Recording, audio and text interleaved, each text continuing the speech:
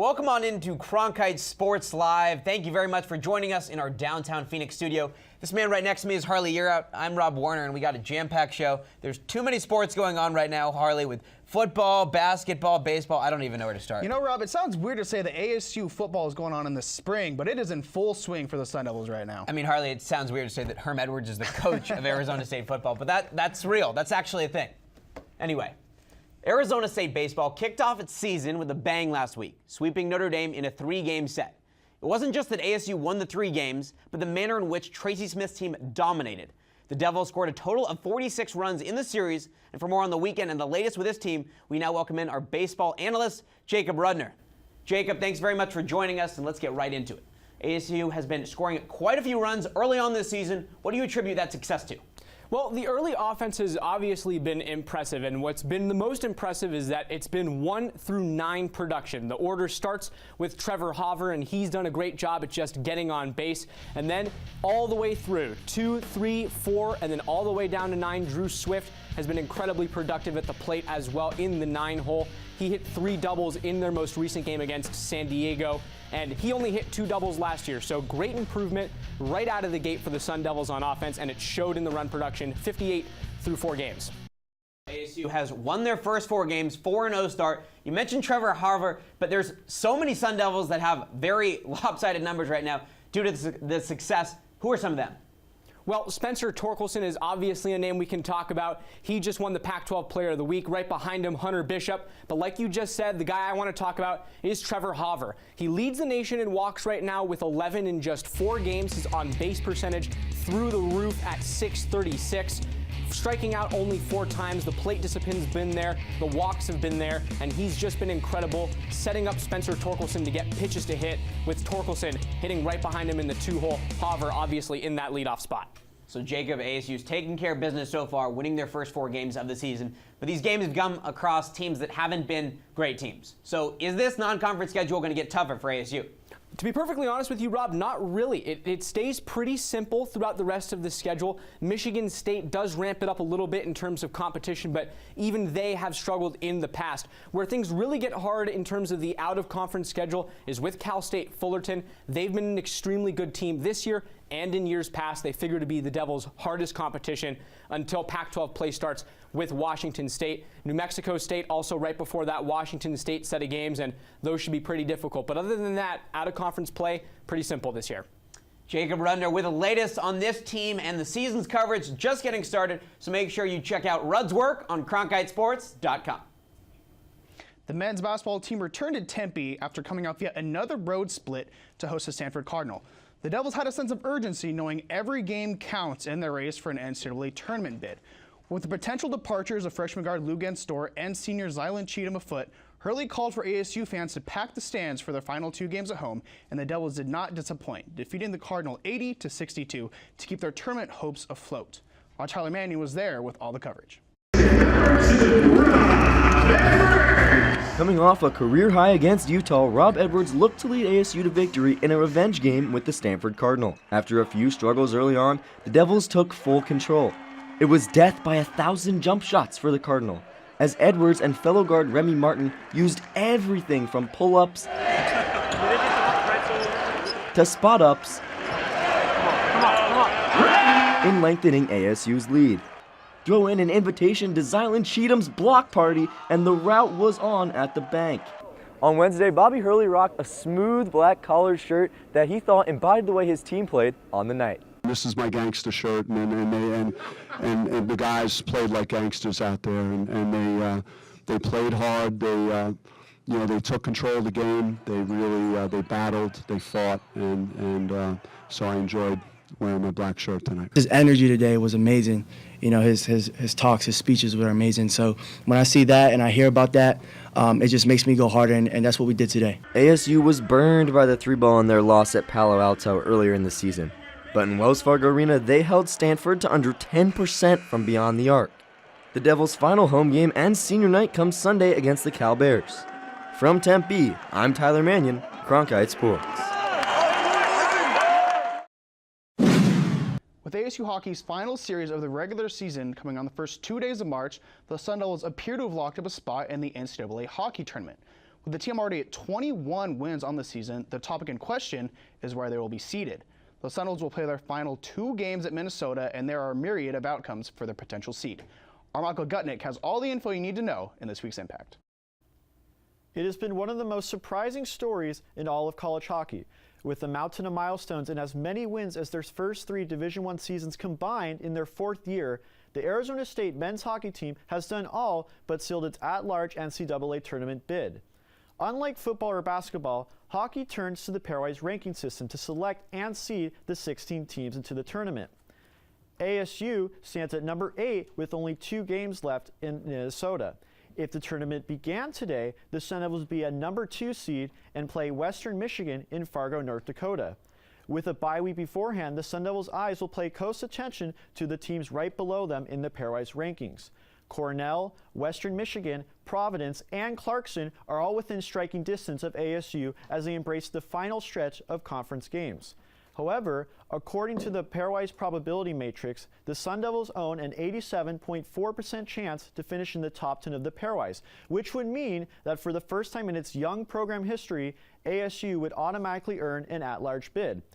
Even if they do not finish in the top 10, the Sun Devils still have a 99.9% chance at making it to the big dance. Back to you guys at the desk.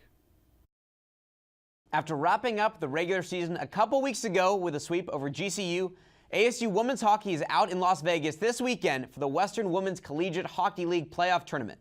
WCSN has live streamed the team's home games all season long and are broadcasting this weekend's action as well. Joining us now from City National Arena in Las Vegas are the men calling the action, Nick Batters and Reed Harmon.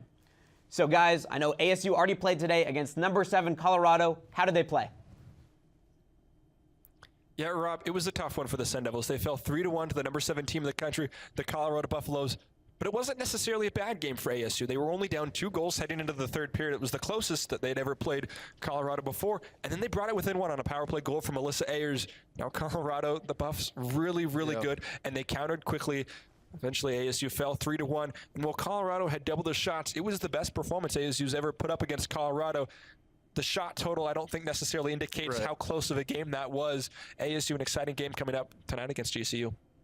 So Reed, ASU's got a big game tomorrow against rival GCU. What do you expect going into that game? Yeah, I mean, that GCU series is going to be a lot of fun to watch. Not series, I'm sorry, just game. But that series as a whole over this whole season has been amazing to watch, back and forth. But now you're in the postseason, regular season, who cares about that? It's a new game. It's going to be a lot of fun to watch that one. Looking forward to it. And ASU is the 3rd seed out of the 6 teams in the tournament. How did ASU fare in conference play? Well, they finished with a 7-7-1 record, .500 winning percentage, good enough to earn them the 3rd seed in the conference playoffs. So it's not bad, but it certainly could have been a lot better. 2 overtime losses to GCU that they really should have won. A loss to Denver, that was a game they should have won, and a loss to Colorado State at home, also a game they should have won. So this team easily could have had a lot better record in conference play, but still not bad at all. They played really tough against some really good teams. They had some really big performances against GCU late in the season. Denver back in November, they did take a couple of games there. So while conference play may not necessarily have been what they could have done, certainly an improvement on years past. Reed, between how ASU played today and how you expect them to play tomorrow, what do you say that ASU's chances are going into this weekend in terms of how they can potentially do in the semis and the championship? Yeah, I think ASU has a pretty good shot at this. I mean, we just saw behind us 3-1 loss to Colorado, the number 7 team in the nation. So, I mean, they have a pretty good shot. They most likely will play Midland if they beat GCU. And, I mean, it could go anywhere. Thanks very much, gentlemen. Yeah, Rob, thanks so much for having us on. We appreciate it.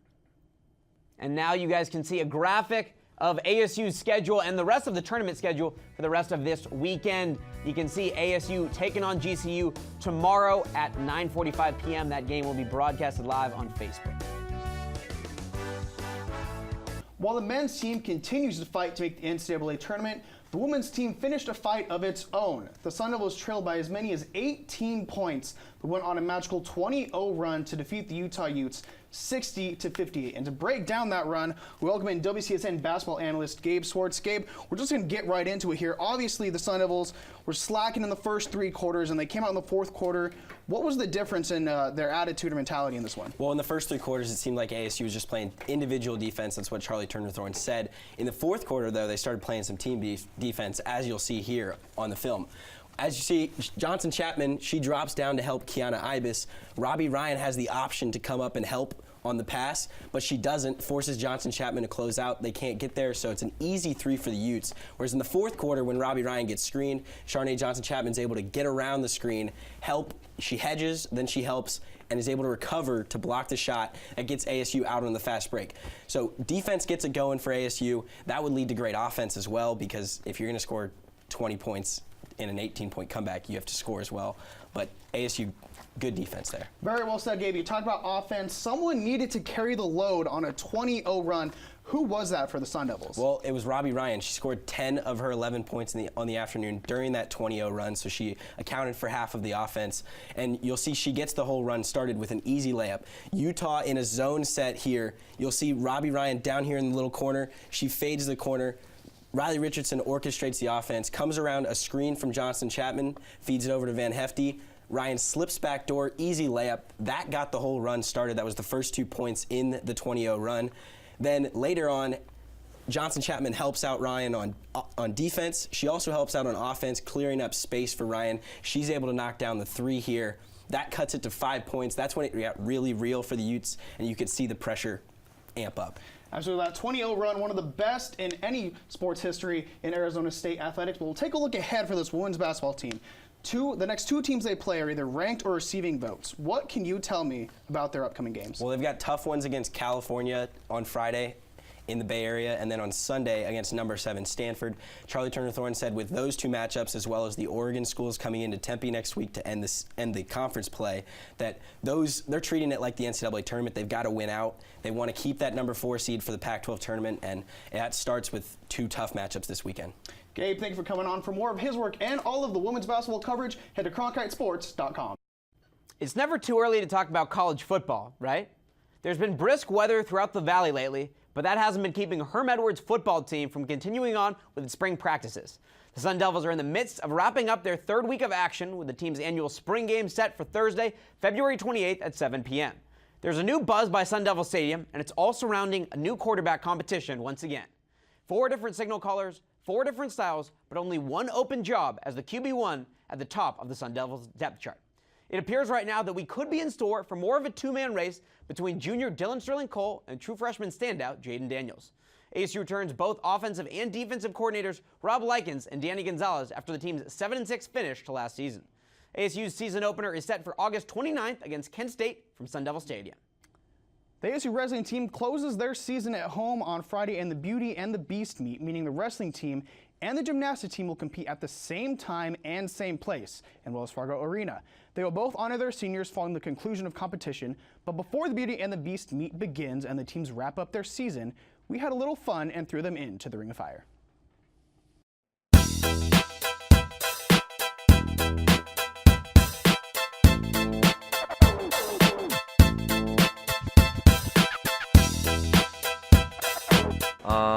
There's so many. That's a really hard question because I love movies. She's the Man's definitely up there. I used to watch the movie Troy, like every single night. I'm trying to think of a movie that has like substance. Benchwarmers, because that movie just cracks me up every time I watch it. Any Disney movie.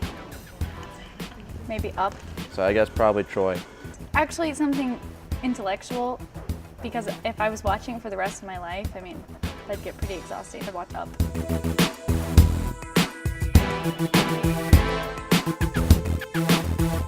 Favorite Beauty and the Beast character?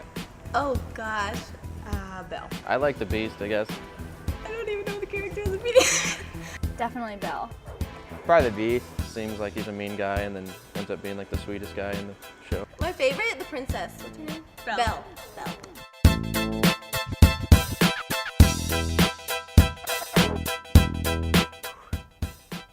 Ooh, the worst singer? Worst singer? Oh gosh. It's a tough one. Probably Michaela. I'm definitely up there. Maybe Michaela. Yeah, Michaela's pretty. Yeah, the two of us. I can imagine probably Kramer's a bad singer. Josiah Klein. I'm sure he knows all the lyrics to every song ever, but I bet he's not that great a singer.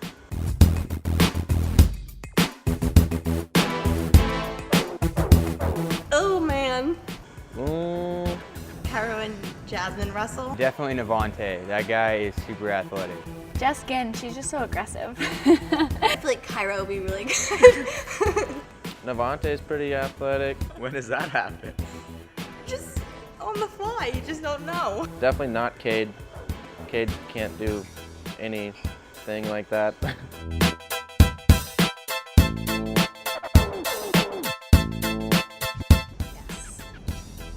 No, absolutely not. That's disgusting. Yes, 100% yes. Pineapple is phenomenal on pizza. Of course. Yes. I've had it before and it's been okay, but I would prefer not.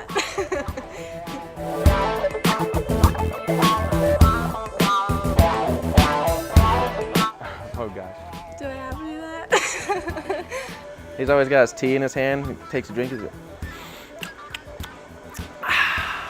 I really don't know how to and do that. Ready, men. Ready. Ready. Okay, ready. Is there like any time that Jay and Jess get really excited in the gym? you guys, everybody on the line? Ready? We're like, we're ready. Yep, we're ready to go. Jay sometimes when he's like, okay, it was a good practice and you know, we have to get a little better. Okay, I'll do Jess. She always goes, You know, Jay, it was better, but you still didn't point your feet.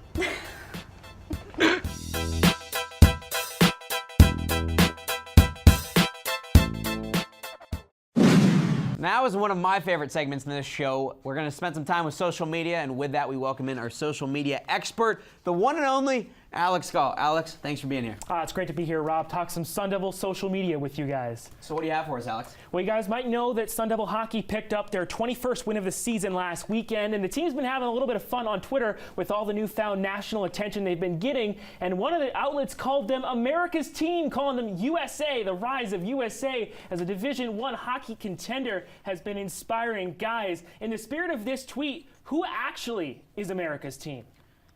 I'm going to give this to Harley first because I think I know what he's going to say. Guys, listen, this is a very easy one for me. This is what we call a lob.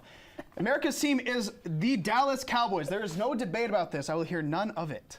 I just absolutely love this tweet. I almost lost my train of thought. Dartmouth Hockey doing the ha-ha and ASU just winning right there with the can't spell USA without ASU. I would go with the Yankees, though. I think they are as America as it gets, if we're not talking about the Dallas Cowboys. The Midwesterner in this room would disagree with you, Chicago Cubs fan for my entire life. But anyways, second tweet, moving on. And this one's Sun Devil Basketball. As we know, Bobby Hurley likes to get a little upset at the refs every once in a while. So the Pac-12 officials are at it again tonight. And on the scale of the Hurley meter, guys, how is your semester going? Robert Matthew Hurley or Bobby effing Hurley? I'm going to go with this one right in the middle here. Keep it kind of medium here. Facepalm perfectly describes me in this point in the semester. All right, I'm going to go a little more extreme. I'm going one away from the Bobby, whatever, Hurley. I don't know if he likes getting mad at the referees, but I think it just happens a lot with Pac-12 referees. There's a lot going on, and I don't think he's been happy about the way games have been officiated so far. Yeah, I'm right about in the middle right there as well. And moving on to our third tweet, guys. This one also Sun Devil Basketball. And there are three things in life that you can always count on: death, taxes, and according to our own Brady Klein, Angry Bobby and Hyped Remy. Those are the only guarantees in life, guys. And on that topic, I know. On that topic, guys, what is your coldest take in ASU men's basketball? I got it. ASU men's basketball.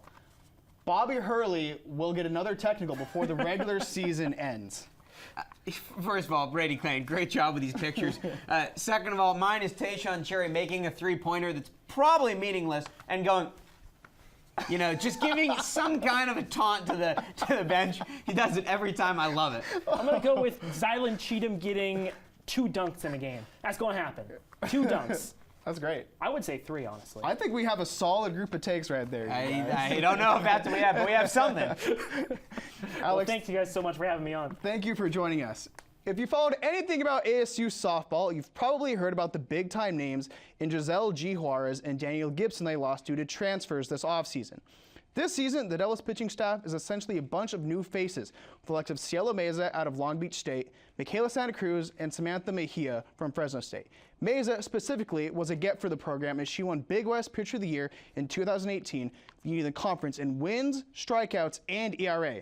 Head coach Trisha Ford spoke about her staff's early season at practice this week. Both Cielo and Sam played last year, so they understand kind of the dynamic and how season goes, but it's still just different here, you know, and I think they're all kind of still trying to figure out what that role looks like for them here, and it's different than what it was previously. You know, I just think, you know, some of those challenges are just playing games and getting a good feel of things. So they've all been great. They're really close. Sam and Cielo room together. They're roommates, so they spend a lot of time together, which is great. And then the other two are freshmen. And you know, as a freshman, you spend time together. So I think Sam and Cielo have done a great job of kind of mentoring the younger ones and kind of saying like, hey, like, you gotta, you know, they're doing extra conditioning, they're doing some extra things because they know what season looks like, and that to me is huge. All of them still get nervous, and that's what, you know, I was talking to Abby about, like, you're gonna continue to get nervous, and the nervous isn't bad, the nervous is like something exciting is about to happen, and if you embrace it that way and kind of look at it that way versus like, oh my gosh, you know, don't screw up. And she did. She's like, you know what, like I did, like I got in there and I was like, attack, attack, attack. At the end of the day, it is what it is. So you better go out and, you know, have control of what you can control, and the rest will kind of fall into place. Arizona State men's tennis had a fantastic season in 2018. The team's first season in 10 years after the program was disbanded due to financial constraints. The Sun Devils, led by coach Matt Hill, reached a season-high ranking of 13th in the nation. And this season, ASU was ranked 24th in the preseason. Through the first 2 months of the regular season, though, ASU just hasn't been able to find its groove. The Sun Devils are 3-4, and while 3 of those losses came from teams within the top 20 and 2 against the number 1 and 2 ranked teams in the nation, ASU has had a tough time proving its own in the top teams in the nation. With 12 matches left in the regular season, there's still plenty of time for this ASU team to show that it's ready to compete for a Pac-12 championship and be one of the nation's top teams. If the team is about to go on a run, though, this weekend could be its ideal start, taking on 2 lowly ranked teams. The Sun Devils head to College Station this weekend to take on Texas A&M today at 5 and then host San Diego on Sunday. All right, it is time for The Way It Is. Rob's favorite segment is social media. Mine happens to be The Way It Is. A little background here. 3 questions.